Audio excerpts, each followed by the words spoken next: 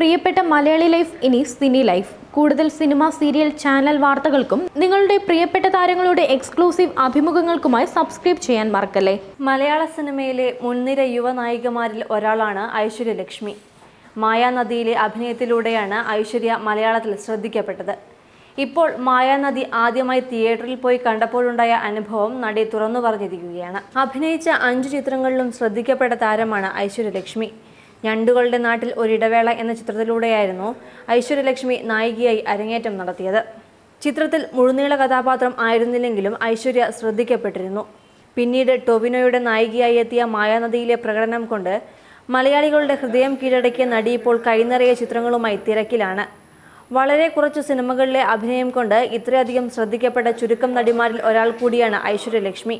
താരത്തിൻ്റെ ഏറ്റവും പുതിയ സിനിമയായ അർജന്റീന ഫാൻസ് കാട്ടൂർക്കടവ് തിയേറ്ററുകളിൽ നിറഞ്ഞ സദസ്സിൽ പ്രദർശനം തുടരുകയാണ്.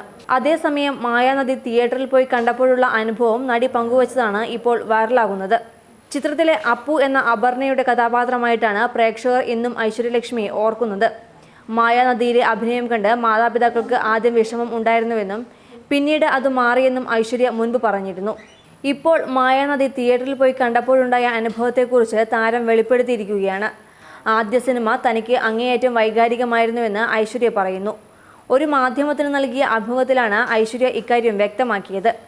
ഐശ്വര്യയുടെ ആദ്യ സിനിമ ഞണ്ടുകളുടെ നാട്ടിൽ ഒരിടവേളയായിരുന്നു.